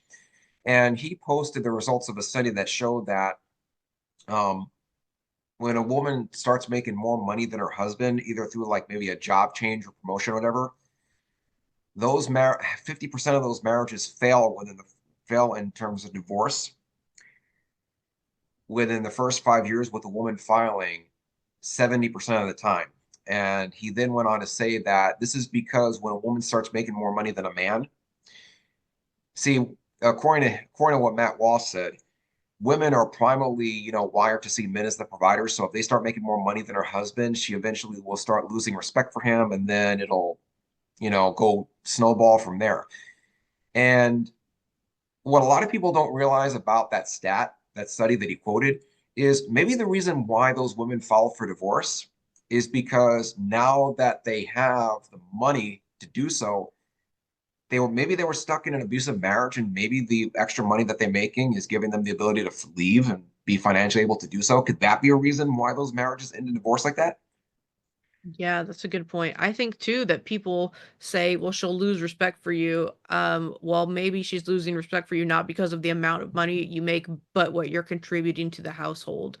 And they associate that with finances, but the contributions come in other ways. Where you contributing emotionally? Are you helping with the kids, a stay-at-home dad? Are you cleaning up after yourself? If there's a man doing none of that, then they're not really contributing anything. Like I've always been the person to be the breadwinner in every relationship I've been in, sadly. And I don't think that's ever going to change for me just because, well, I mean, a millionaire or something, Jeff Bezos hit me up, like who's out there. Um, I'm like the chance of a man making more money than me is just probably not going to happen. And I've kind of accepted that. And it is true that men get intimidated by that. It does make them feel sometimes kind of crappy, but it's not anything I'm doing that first I had to internalize. It's because they want to do nice things for you. They want to feel appreciated. And when they don't have Oh the yeah, absolutely. opportunity. So as long as you as a woman let them know that they're appreciated and that you recognize the little things that aren't costly, you recognize their time and the effort they put in. And even things like I say, like, will you drive? So I don't have to drive somewhere. Like, will you spend time with me here, watch this show with me? Like, that's the stuff that Exactly. Yep. really matters, and the money really isn't anything. And I think men will get resentful and they'll get a little like jealous sometimes if a woman has financial success and they stop doing those little things, and in turn that's when the relationship starts to dwindle, and that's when the women will Yep. leave because they're not contributing anything emotionally anymore or anything else to the household whatsoever. Oh yeah, exactly. And just so you know, if I was in a relationship and my girlfriend or wife, whoever, started making more money than me, I would be ecstatic. I wouldn't be a jealous person, I mean, like, money's money. To be honest with you, I would completely support her, and that's what everyone else should do. I want to move on actually to something here. Now, look, I'm sure that being a person who leans more right, you will fully recognize that there are extremists on the GOP side as well. Mhm. And one of the things that you know, a lot of Republicans now, some in positions of power, some not, have came out and said that no fault divorce should be repealed. And Topic right now. in my opinion, I'm not entirely understanding why they would want to revert back to a time when some women were being trapped in abusive marriages. But on Twitter, someone who came out for repealing no fault divorce, he was asked why. And he said, I'm tired of hearing stories from heartbroken men that their wife filed for divorce and blew up their family because he didn't wash the dishes right or because he didn't load the laundry right. And I can tell you right now, I'm not married, but I'm pretty sure that doesn't happen. There's no woman that's going to divorce her husband because did the dishes wrong one time. And to be honest with you, real quick, I just want to say that I've been watching a lot of airline disaster videos, I've been addicted to all those airline, close call disaster videos. And one thing that I've realized is that it doesn't it isn't just one thing that brings a plane down. It's accumulation of things that lead up to the one event that breaks the camel's back, so to speak. And I think that's what happens with marriages. Marriages don't fail because the husband does one thing wrong once. I think that there's a lot of things that lead up to that. And a lot of people who want to repeal no-fault divorce don't want to realize that. Oh, you literally took the words out of my mouth. It is the straw that breaks the camel's back, and the men don't see all the things. Like, it's like they didn't see the signs, they didn't see this, even though how many times they've been told. Even if you go to counseling, I'm divorced twice, so I'm very familiar with divorce. Um, and I love no fault divorce. I don't think they should get rid of it at all because it why make people feel worse? Why try to find somebody to blame? Sometimes it just doesn't work out. And at one point you loved that person and they loved you. So why do you have to like my first husband and I are still really great friends. Like that for us, we literally walked to the courthouse together, got divorced, got in the car and drove back home, gave him a hug. It was like, okay, bye, we're divorced. Like, and we still talk every day. It was not a big deal. And my second husband was a big deal, fought tooth and nail about everything, was abusive, was very hard to get away from, had to get a restraining order. It was Oh, a wow. different Sorry to hear situation. that. Yeah, it's so divorce can go a lot of ways and it's never fun, but I don't see the point in trying to make it worse and hurt somebody and put the blame on somebody because it really always takes two people. There's really three sides to every story, his, hers, and the truth. Yeah. And there's a different perception for everything. So those are events they're usually not recognized, and then one that breaks the camel's back. And it really boils down to a lack of communication in like 90% of cases, just not communicating and not understanding what signs are being given out or ignoring them willingly. And that is unfortunate. And I think that no fault Yeah. divorce helps the healing process because there's no blame. Now, for the viewers who are going to be watching this podcast when I put on YouTube, I know that you probably know what before no fault divorce one went through, but I'm going to explain a little bit for the viewers what repealing no fault divorce would do. Before no fault divorce became a thing and became law, women would have to go in front of a judge and prove to the judge why a divorce should be granted. And a lot of times the judge will be like, well, your reasons aren't adequate. I'm going to send you to counseling. And there was a lot of women that ended up either committing suicide or being outright killed by their husbands, or husbands end up being, dying of mysterious circumstances, which is fancy code speak for he was probably poisoned. And no fault divorce basically helped eliminate that. And again, wanting to see women trapped in abusive marriages because they happen to go in front of a misogynistic asshole judge is not the way we should be doing things. No. And oh, just so you know, a lot of women have actually discovered what weaponized incompetence is. And in case people are wondering what that is, it's basically when someone, usually someone's spouse or domestic partner, intentionally sucks at something so that their partner can say, you know what, screw it, I'll just do it myself. And some women just once women recognize that that's a thing, they know how to spot it, not tolerate it. So I think that's another reason. But um, let's see what else here. Um, I'm sorry, I lost my train of thought. Sometimes that happens. That's okay. Uh, oh, I want to talk about something that I mentioned to you on Instagram. You know, I'm actually, you know what? Not about that. I want to bring something up real quick here. Look, I'm pro-choice, always have been. But lately, after Trump got elected, there are some women that are posting stuff on TikTok, which is only going to hurt women in the long run. Um, there has been some women that have posted on TikTok, if you live in a banned state and can't travel to get an abortion, here's how to induce a miscarriage. And I'm thinking to myself, stop doing that. You're going to make it hard for women who act because look, women do lose their pregnancies. Women do, go through stillbirths, and it's a really difficult thing. And one of the fears that people had after Roe v. Wade was overturned was the fact that will states start passing laws that will compel hospitals to report miscarriage and stillbirths to the police, like they do in El Salvador. And although that hasn't happened yet, women keep doing this crap, and they just might. And no woman who has just gone through a miscarriage or stillbirth is not going to want a police detective knocking on her door afterwards, demanding to know what she ate, what she did, what drugs she took. They're not going to want that. But if they keep on posting videos like this, that's what might happen. I mean, in Yeah, your that's opinion, absolutely terrible and disgusting. And as someone, yeah, it's they're hurting women who legitimately go through pregnancy loss. I have gone through pregnancy loss, miscarriages, and a stillbirth once. I have two kids, but I have lost a lot along the way in trying that. In my last marriage, actually, we did 2 rounds of IVF. The first round was successful, and I ended up having a miscarriage after our embryo took.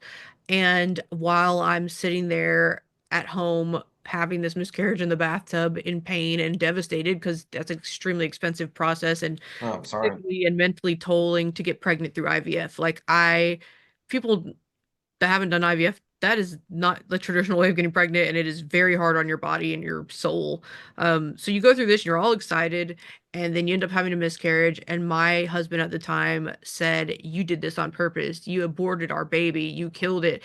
And he went on Twitter and like literally said this about me. I'm Oh, like, I'm that didn't sorry. happen. Like that literally didn't happen. I can't control that this happened to me. And he really believed it, like, and was so angry and blamed me. And I get that he was hurt that we lost the baby, but like, I had nothing to do with that. And the doctors are like, dude, like, chill. That was kind of the first sign, like, you're in an abusive marriage. Maybe you should leave. But like, women have miscarriages a lot. It is very common, and it shouldn't be investigated or looked down upon, or you shouldn't have to justify that your body rejected this embryo for whatever reason. That's Mother Nature and science, or, the universe clearing out something that wasn't meant to be or had something wrong with it initially, I think. And to sit there and blame women or investigate women, it's awful. And then to see women out there wanting to promote that for something that's already so taxing and hurtful to women who really want to have children, it's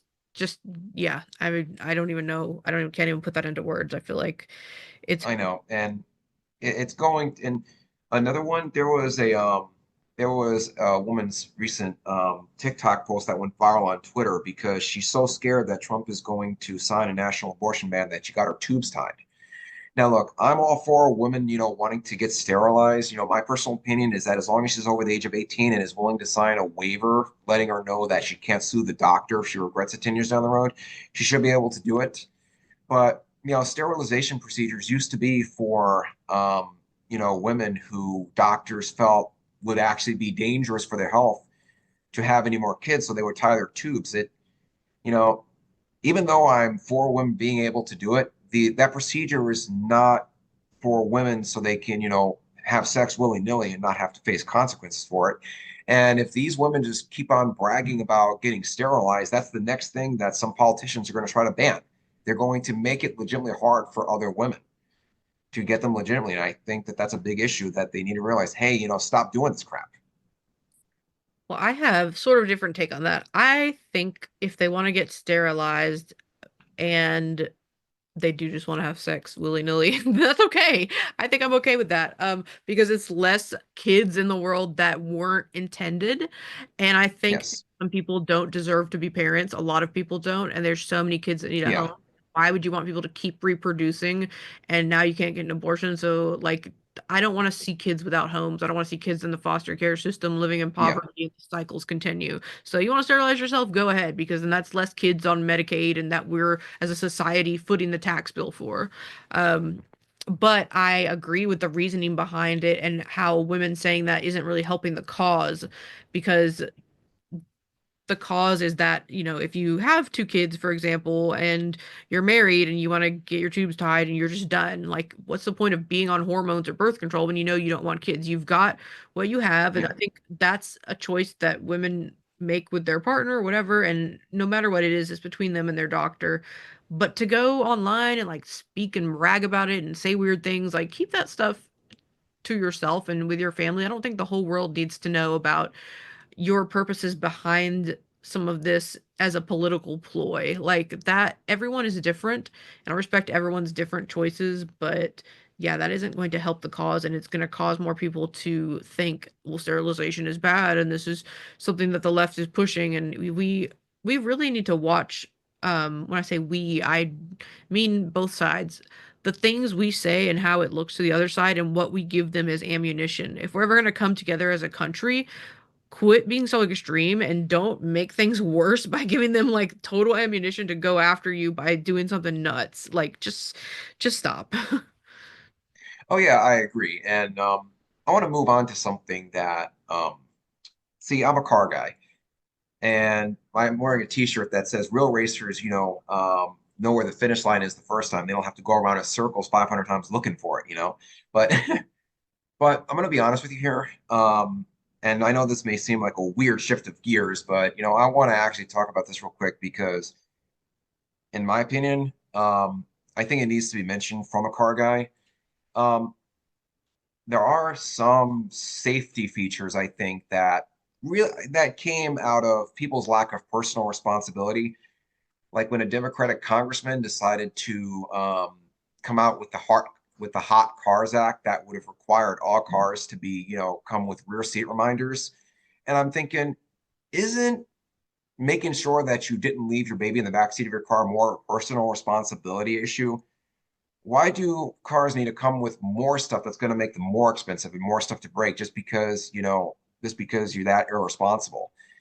Um, and just so you know, there was this parenting expert that went on TV, and I couldn't believe my eyes and ears when she said this. She goes, in order to avoid leaving your baby in the back seat of your car, put something important back there that you wouldn't normally like forget, like your purse. And I'm thinking, something important? Your baby is what's important. It's so crazy to me that happens more than you think. It's just like when I heard the statistics about people getting hit by trains. I was like, does that really happen? It happens a lot.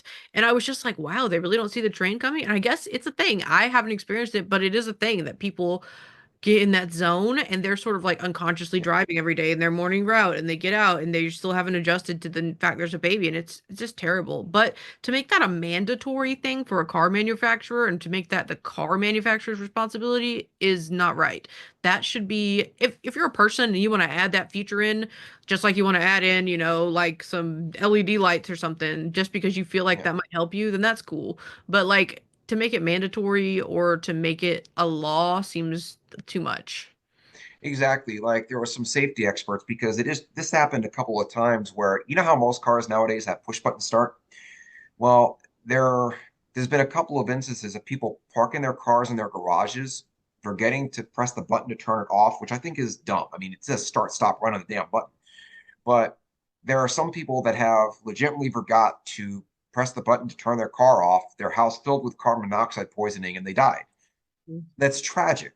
But there's some advocacy groups that want manufacturers to put a sensor in that want manufacturers to put a sensor in the driver's seat where if it doesn't detect anyone there and if someone forgets to leave forgets to leave the car off and leaves, the engine will shut off after like 30 seconds or something. And I'm like thinking to myself, that's all well and good until the sensor goes on the fritz and it detects that you left the car and it shuts the engine off going 70 miles an hour down the freeway. Yeah, good point. So I yeah. did that And by too. the way, automatic braking, I know most cars have it, but that wouldn't be a thing if people would just put down their damn phones and paid attention to the road. Oh, this is a question for you. What do you Yeah. think about those new Teslas that like self-drive? I think the technology is just not there yet. There's been a lot of fatal accidents, including one guy where he decided to put his Tesla to self-driving mode while he watched Harry Potter on his laptop, and his car went right into like a highway barrier and killed him. Oh my God. I don't think that the technology is there yet. And speaking of Teslas, I wasn't going to bring this up, but now that you mentioned it, if somebody asked me, like, if you won the Powerball, the Mega Millions, what cars would not be in your collection? I said a Tesla would not be one of them. No, sorry. Not because I have anything against Elon Musk. And that's actually a good point I want to bring up too about I don't really care about Elon Musk's politics. I just care about the fact that Tesla has been building cars since 2012, and they still haven't as a single shred of what quality control is. Their build quality is abysmal. And if I was in that position, I wouldn't want to spend 100 something thousand dollars on a car that has, worse build quality than a Hyundai from the 1990s. So yeah, That's interesting to hear but from to your answer your question, no, I car don't guy. trust full self-driving. Okay. Well, I've been interested in it. I don't know that much about it, but that's something I've watched videos on. I'm like, man, that's kind of cool. I hope the technology does get there because I think that we could, as a society, really benefit from that long term. But yeah, there's probably a lot of ways to go. And when I saw like that Optimus robot ad, I was just like amazed. I was like, I gotta get one Optimus robot. I'm not gonna lie. I was like so into it. I was like, I like that. So I think some of these things are really great and really cool. Even when like the Roomba was first invented, like Yeah. and anything that can make your life more efficient. And with AI now, life's getting more efficient every day, and it's fantastic. I'm generally really pro AI, pro technology, pro Oh yeah, efficient. absolutely. But the time it takes, we don't want to rush it, and we do want safety. So I Oh totally yeah, understand. absolutely. Speaking of electric cars, one thing I want to quickly touch on is that there is three things holding electric cars back from really entering the mainstream. Cost is relative. I'm not going to get into that because they cost what they cost. Anything is expensive, when it's a first or second generation product. I mean, when solid state hard drives were first introduced back in 2009, a 32 gigabyte one was like $400. Now you can get like a 2 terabyte one for like, you know, $70. So that's not the issue. The problem with electric cars to me is range, charge times, and charge station availability.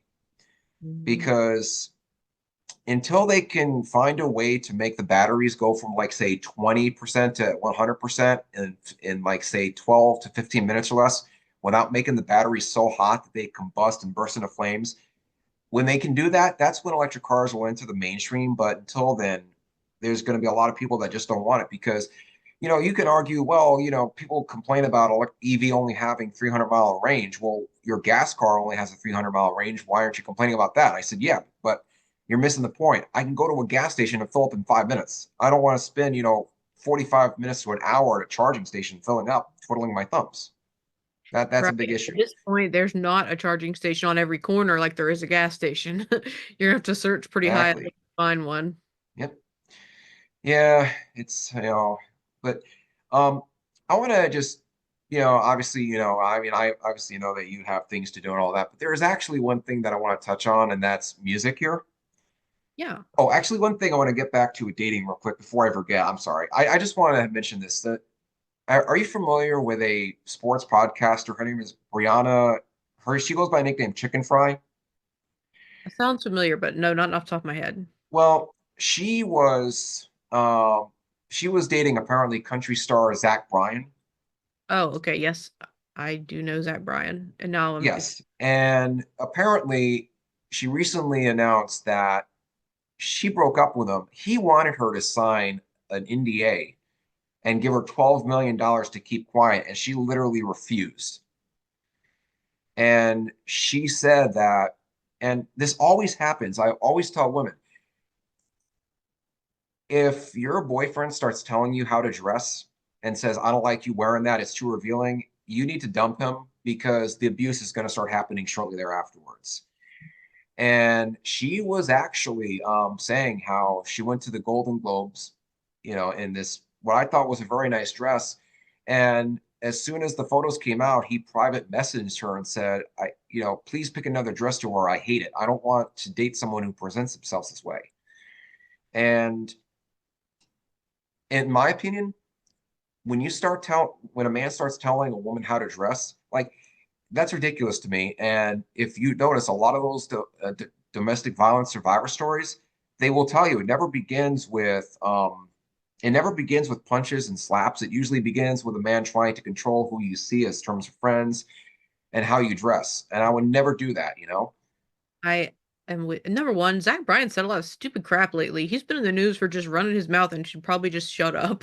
He's had to like deactivate his Twitter before too because he said something about Travis Kelce like not being good or something. I don't know. And then he went off about Morgan Wallen not being allowed to play at his house. And I was just like, what's up with this dude? He's just like going off at the mouth. But the NDA, like he didn't want her to talk about their relationship at all? Is that kind of what it was? Yeah, basically what happened was, and she found out that a lot of his other exes were also offered NDAs for a lot of money. That's crazy and a terrible sign. And I'm with you on the clothes thing. My ex-husband was like that. That's how it started. I didn't like your clothes. I didn't like your hair. I didn't, I was a totally different person years ago when we were together because I was trying so hard to walk on eggshells and do what I thought would be, make him happy and be a good wife. And then when we divorced, I kind of like had this revelation and dressed a lot more flashy, I guess, like my own style, which I probably a lot more revealing than I would have typically done in the past. But it's because for the first time, I felt like I could be myself and I felt proud of myself. And even though he was telling me, don't dress, don't show yourself, it would make my self-esteem lower because he would also say stuff like, oh, you're fat, you're ugly, no one wants to see that, cover it up. And really, that's his own insecurities. He didn't want people looking at me. Like, so he's projecting that, making me feel bad about myself. And then the second I started doing it anyways and doing what I wanted.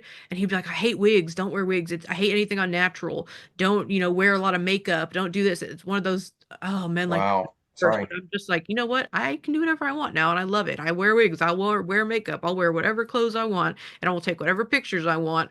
And now if a guy I'm with ever said anything like that, and I'm so much smarter now, I feel like the guys I would date now would never do that. They would be like, you look amazing, I'm proud of you. Like they would never do that because they're nice guys, because I swapped from the type of guys I was looking forward to now. Like it's a nice guy era. We're not dealing with like mean abusive crap anymore.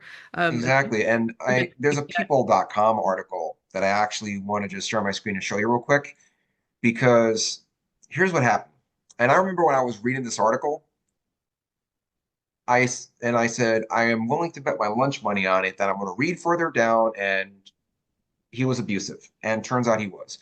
So let me go ahead and share the screen. This is let me and I apologize if I'm butchering this girl's name. Brianna La Paja. Okay, that's I'm just gonna call her Brianna because I don't want to butcher her last name. But Mhm. anyway, let me share my screen here and I will show you. I mean, Zach Bryan ruined Golden Globes for ex Brianna. She alleges because he hated her dress. He said that he didn't want to date someone that presents himself that way. What was the offending dress? This apparently. Okay. She looks great. I don't understand. Yeah. Well, yeah. And further down the article, she was saying that he was emotionally abusive, and this was one of the things why. And I'm thinking, if I listen, I'm 42 years old, and if I had the opportunity to date like a hot 20 something and she wanted to wear something like that, I'd be like, damn, man, I'm the luckiest guy in the world. I wouldn't be an a-hole about it. I wouldn't tell her how to dress. And, For real. but then again, I guess I'm just not an abusive jerk like, some of those guys, let women wear what they want. And every time I hear a story on Reddit of a boyfriend that, didn't like her wearing that, it always ends with the boyfriend accusing the girl of like, flirting with other men and stuff. And I'm thinking, well, yeah, that's how it starts. But yeah, again, I would never tell anyone that I'm with how to dress. If they wore something like that, that's great. I would actually look at it differently. I would look at it as, okay, other men may look in great admiration, but I'm the one that she goes home to. Exactly. That is what I was telling the last person I dated too, and he was so sweet and he felt the same way. And I was like, there are men out there like that. I spent a lot of years thinking they were only men like the abusive types, that they were only controlling and wanted to, I call it dim your shine. Like, but they were like, they wouldn't let me step into myself, the kinds that I was choosing. And I think as women, we're having this sort of revelation now that that's not what we have to live under, that like mentality anymore. There's so many guys out there that are actually really great and don't get the credit they deserve, and they've been Yep. overlooked for these jerks. And I just like I preach it all the time, and I dress the way I do, and I promote. I have like a line of wigs and shapewear and lingerie and stuff too that I'm about to launch on December 1st that I've been selling, and I get messages from women most of the time because this is geared towards women, especially curvy women, um, about I felt like crap about myself. I've been insulted by my husband and whatever, and seeing your post made me feel good that I could wear this or do this, and it made me feel better about myself. So it's all about Awesome. empowering women and letting them know that if somebody tells you you're ugly or fat or whatever, don't internalize it. That's their thing, and they're probably projecting something about their own insecurities and their own jealousy and trying Yeah, to make you feel like crap about it because they feel like crap. exactly. And I want to get to something here. Last year, now yeah, I don't know if you've seen the pictures that I just posted on Instagram, but I go to the Exotica Expo. It's an Mhm. adult entertainment convention. That's not, sugarcoat it. I go there because I want to interact with and talk to the adult stars as human beings instead of, visual masturbatory aids that a lot of guys do. And there has been quite a few people, I mentioned Reddit a lot. And the funny thing is, a lot of people on Reddit are more left-leaning, sex worker positive. But the moment they see that their man wants to go to an adult film convention, they consider that like a red flag or a deal breaker. And I'm thinking, really? How can it be any worse than say going to a Comic Con to take pictures with B-list actresses? Yeah, exactly. I agree with you 100%. And I am left leaning in that respect because I am very sex positive and pro sex worker. I'm with you on that. I think Oh, it's good to know. absolutely no shame and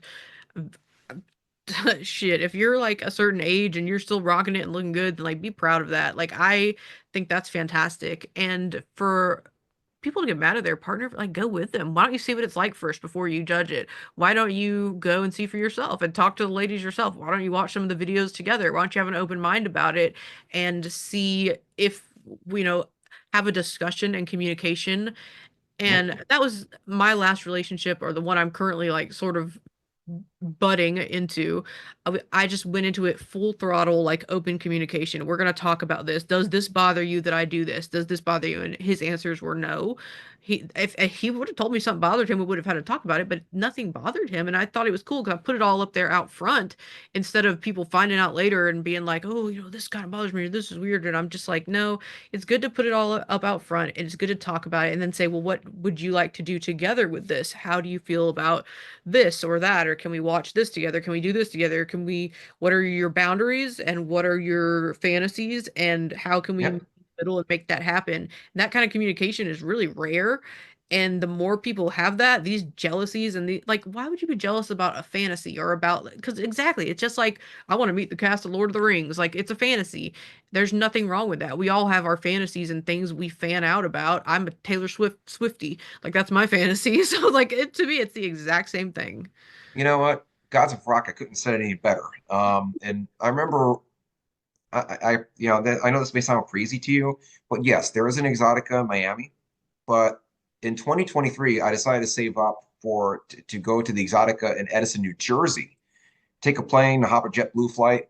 And in case you're wondering why, I was born in New York, and it was a two-for trip. I got a chance to sightsee where I used to live, and I got a chance to see Exotica New Jersey. And the reason why I went to Exotica New Jersey is because all the big stars are there, whereas the one in Miami for the last couple of years was just way too small. Not a lot of people showed up. And the problem is they kept scheduling it during the rainy season when the parking lot would become a lake. Last time I went, my car was submerged in like 5 inches of water. And I remember when I went there, not this year, but the year before in 2023, that my hotel kicked me out at like 11 a.m. The convention didn't open until 1 on Sunday. And I knew I had, flight, leave in a few hours to go catch a flight back to Florida. But I was actually chatting with a couple people. We were waiting for the convention to open. I didn't have anything else. What was I going to do? So one of them was like a girl that was there, and I told her about, what some people have been saying. She goes, "That's bullshit.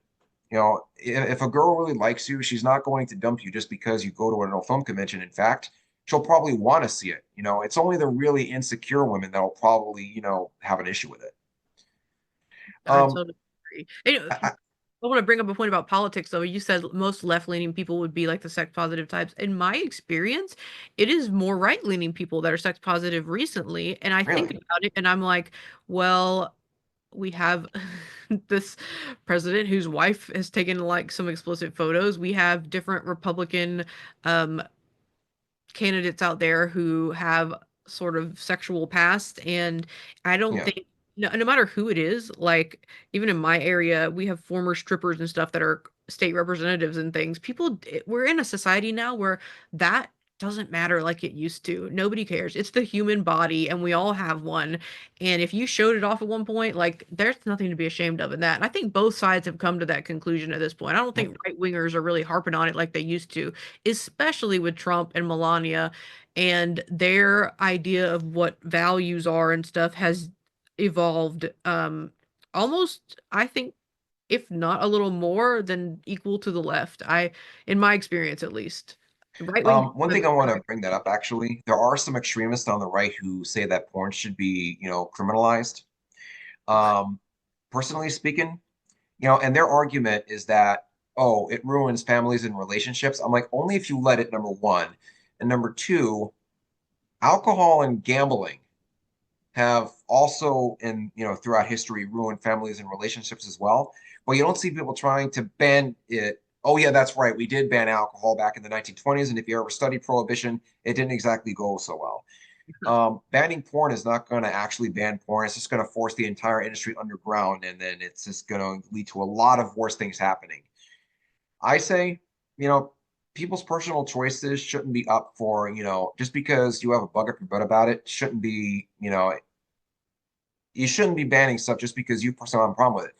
Live and let live is what I say.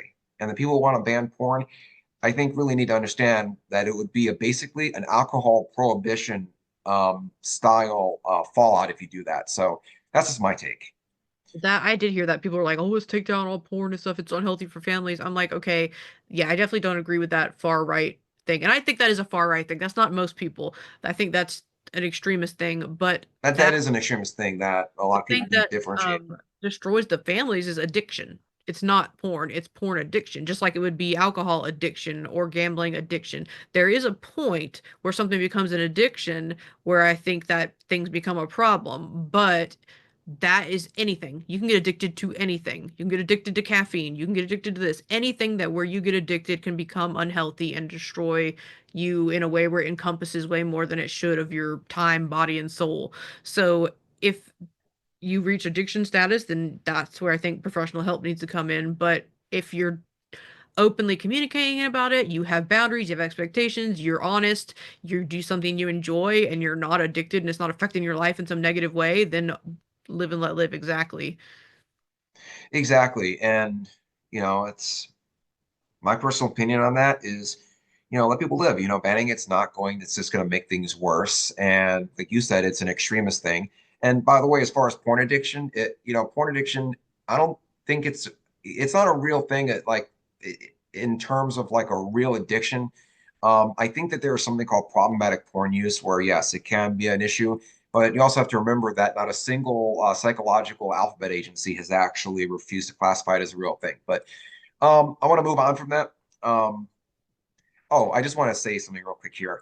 When I was at Exotica, I was, one of the things that people say to in favor of outlawing porn is that the performers are trafficked. Yeah, they're so trafficked and miserable that they're happy and meeting fans and stuff. I don't see that. There's no trafficking in mainstream porn. Yes, there has been some bad actors, but don't stain the entire industry because of that. That's Yeah. that.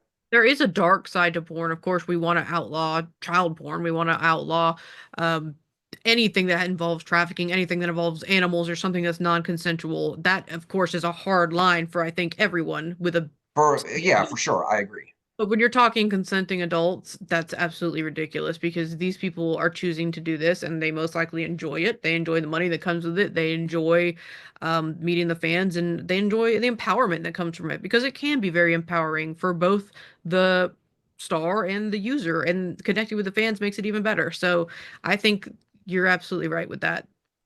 Exactly. 100% in that. Um, yeah, I'm sorry, but yeah, I mean, and the whole thing is, porn stars secretly hate their fans. Go to my Instagram and you'll see. I titled it, a collection of porn stars hating their fans sarcastically. Um, but yeah, Like saying before we Taylor Swift hates actually the fans or somebody. Like I don't get it. Like if you have people that support you, why would you hate them? exactly, I agree. 100%. I understand that, you have things to do, and I just want to just one final thing that I just want to mention here, and that's music. I understand music is subjective. Um, are you familiar with a band from back in the day called Milli Vanilli? Yes, the lip syncers. Okay. I remember one time I asked my mom about them, and she was like, "Oh my God, I loved them when they first came out." And but it seems very interesting to me that the Grammys revoke their award for Best New Artist for lip syncing, and yet they frequently give artist awards knowing full well that they lip sync. Yes, I saw a meme about that like not long ago when they gave, forgot who it was, but I was like, that is ridiculous. And it was like them rolling over in their grave because they had to give back their award, and like now other people, it isn't fair. I don't think they should have to give it back. I actually saw a video recently of Fabrice Morvan, one half of the band of Milli Vanilli, who he's actually a really good singer.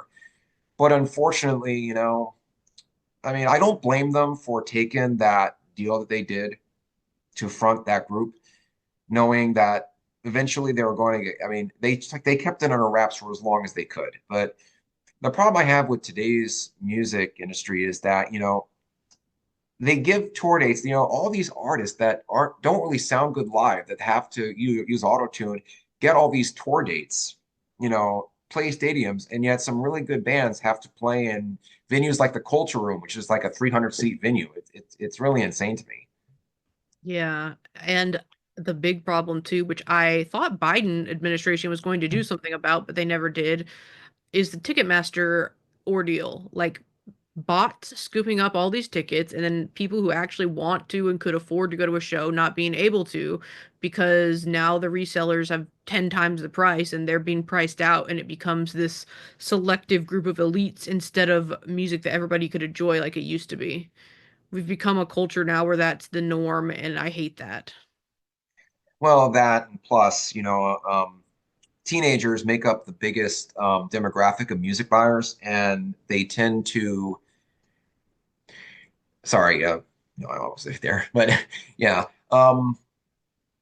they tend to basically like the artists that they like based on what is trendy.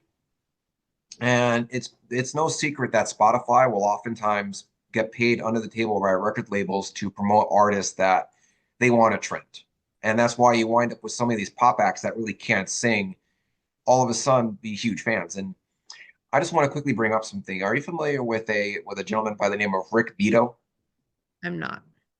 Yeah, he's like this older gentleman, posts a lot on YouTube, and he used to be like a record producer. He literally knows everybody in the classic rock, metal scene. And he was saying something quite interesting, that so many young people are used to listening to artists that have been auto-tuned 6 ways to Sunday, that when they finally do listen to an actual artist that knows how to sing without enhancements, they're not going to have a favorable opinion of them, but they're actually going to legit think this person sucks. And one of the comments was like, "Yeah, I took my daughter and her friends to a music festival, and they finally got a chance to listen to actual real musicians and real singers, and they were like, 'Oh, she can't sing,' and it was because they literally grew up having their ears basically poisoned by all this autotune crap." Yeah, the production is insane, it takes away that authentic vibe. And that's sort of why I'm old school when it comes to music. I love live shows. I've been to over 200 live shows, and I'm not young, and I feel like I probably buy more music than the young people because I'm like I love vinyl. I collect vinyls, and I love Oh, going that's to, awesome. and there's nothing like live music. I like that it's imperfect. I like that sometimes their voice will crack or they'll tear up or that they'll show emotion, because you don't get that with an overproduced record on the radio. To me, that's the beauty of a live show. You never know what you're going to get. Oh, I agree. And I know you're a Taylor Swift fan, but I remember when she was recently saying, "We play live for 3 hours." And then it was Dave Grohl from the Foo Fighters. Like, well, you may perform live for 3 hours, but we actually play live for 3 hours. Obviously, a dig at the fact that Taylor Swift, believe it or not, has been caught miming on stage. Oh, Dead serious. she sings pretty But loud those times though, but she's also dancing, and there's a lot going on there. That is a oh yeah, one. it's impossible to sing and sing good dancing, and that's why they do it. Yeah. But I've been going to concerts since '97 when I was 15. My parents bought me tickets to see the Beach Boys. I love the Beach Boys. I have all their vinyls. Yes, and then I saw Stevie Nicks, and my mom was always making fun of me at the time for, having a crush on her, knowing that she's old enough to be my grandmother, but at the time. But I saw a lot of bands, and some of my favorite bands have been the ones that played at small venues like Piper's Pub and Revolution Live. I'm a big fan of, rock, metal, which is kind of hilarious to me that the best rock and roll and metal is actually from Europe, Mexico, and Asia nowadays, not so much America because we're so focused on, hip hop, rap, and country. Yeah, that's true. I think the Yeah. my favorite live shows too. I don't know if you know Modest Yahoo. What is it? Modest Yahoo, are you familiar with him? He's like a No, I haven't, but Jewish reggae star guy. oh, okay. He had this song One Day that was really popular, kind of like back in the day, but he's consistently made music. He performed in Israel when I was there too. And he really leaned into his Jewish identity at first. Now he's a lot more mainstream. But when he first came out, he had like, the beard and he was more orthodox and that he was just like rapping and doing reggae. And it was like, people were looking like, what? But I've seen him 6 times live. He always does like a small venue and it's always the best show. It's always different. I've seen his acoustic sets. I've seen his like produced synth sets where he has like, beats and stuff to going on. It's just so fun. Like there are artists like that that I think are magical and don't get the props they deserve. And I think my other favorite show I've ever been to was Journey. And I know Journey's been touring forever. I think I went to their 30th anniversary show, but I got front row. I got to meet Arnel Pineda. I got to my son caught the drumstick. They were with Toto, and Toto like threw the drumsticks out, and my son caught it. And then we got like a signed set list, and it was literally one of the best experiences of my life. And Journey live is just I will never get tired of it. I hope they tour until they're 90 because I would just keep going until the day I die. It's funny you mentioned that. I actually saw Journey twice. My mom is a big fan of them, and I remember seeing them with their previous singer, Steve Augeri, Yeah, and then Arnel Pinata, who sounds just like Steve Perry, seriously. yeah, he does. And they were a great band. Two bands that I would really love to see is, to be honest with you, is Nightwish. They're a symphonic metal band from Finland, and The Warning. They're like I wouldn't call them alternative rock, but they're like a power trio consisting of three sisters from Mexico. Hmm. And it's hilarious to me that, I don't know if you like watching reaction videos on YouTube, but reaction videos have actually gotten the word out for a lot of bands that otherwise would not be as big here. And just 2 years ago, The Warning was playing in small venues as a headline group. Now they're playing in, much larger places. So I'm happy for them. Nightwish is another band that, if you're into metal at all, check them out. They're really good. In my opinion, their lead singer, Flori Jansen, is one of the best singers I've ever heard. She's right up there with like Ann Wilson and Pat Benatar to me. But again, the problem is they play huge venues in their home country, but when they come here to America, they have to play at places like Revolution Live. Yeah. So I don't get that at all. I mean, I wish that people had, more taste for stuff like this, but they don't. Like I said, it's all based on what the record companies want to be trendy, and it's all nowadays hip hop, country, and rap, which is fine if you like those genres, but for people who like rock and metal like I do, it's kind of hard. Yeah, there's also I think a lot in the space of, and I love K-pop too, which is definitely overproduced pop. So I have my moods, like I sort of eclectic. I get in like a rock mood, or I'll get in a folk mood, or a country mood, or a K-pop, or like, it. Yeah, I like to mix it up because it just depends on how I'm feeling. I think that's what music is. It's how you feel. And in the mood, like what emotion are you and how do you express that musically? And I play instruments too, and I compose. I can play 4 instruments and write music, so I love acoustic shows and stuff too. And I absolutely agree with you. I wish people had more of an eclectic taste and more of an open mind to other cultures and other forms of music than what's just showing up on Spotify.